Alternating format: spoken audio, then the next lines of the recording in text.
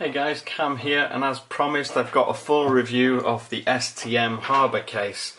Now, as I mentioned yesterday, this is available from STM's website. There are various other stockists.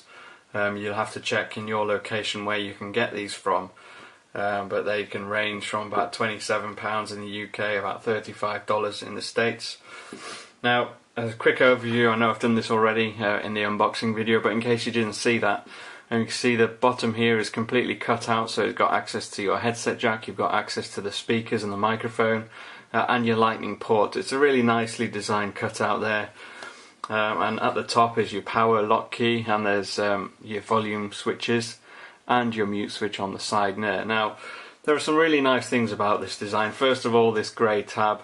I really like the way it contrasts with the white cover. Now, it does come in various other options where you'll have one main colour and then your added kind of highlight colour, I guess, with a tab and these kind of trimmings around the frame. It's two-tone, all the cases are two-tone, made out of polycarbonate shell and TPU rubber, which is a really solid rubber. It's more like plastic really, but they use it inside, lining it, and they use it on this little hinge that kind of keeps this in place. Now, you should find that with day-to-day use this doesn't get any looser.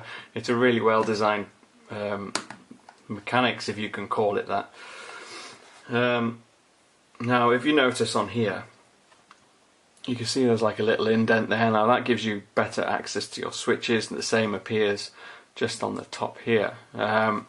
You've got a nice raised edge just around the screen so that if it does land face down, your phone display is protected, unless of course you happen to unfortunately land it on something that's kind of pointing out.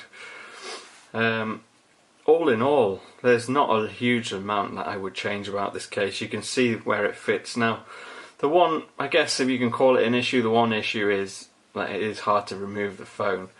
Now when you put it in, obviously you unclip the hinge here and you slide it in. Now, taking it out is nowhere near as easy. You can see I'm pulling it and it doesn't come out, so in the end I've just had to kind of force it out this way, and it kind of comes out like that. But it's not, there could be a better way, there could be a better application that doesn't feel like you're forcing your phone. I'm not saying it's incredibly difficult, I'm not saying it requires a lot of force, but I would suggest that common sense says if you slide a phone in, then surely the way to remove a phone is by sliding it out in exactly the same way. But maybe that's just me being fussy. You can see STM's branding's on the inside, and it's got this tile design. Now, the material itself, they could easily have made a plastic case that didn't feel very good, but they finished it well. It's got a really nice soft touch texture, which means that when you're holding it, it doesn't feel like it's going to stick or slip. It doesn't attract loads of fingerprints. It doesn't at all attract fingerprints or dust, so practically it's fantastic. It will protect your phone against day-to-day knocks and scrapes. And that's that. All in all, it's a good case. I wouldn't say it was outstanding, but out of all these kind of design cases that I've tried, where it's just like a plastic rear shell, it is one of the better ones. So I would say an 8 out of 10. Perhaps a little on the expensive side, but STM is a very good brand. They put a lot of effort into their design, manufacturing, and finishing of their products. So you should get a good couple of years out of this if you bought an iPhone 5 now.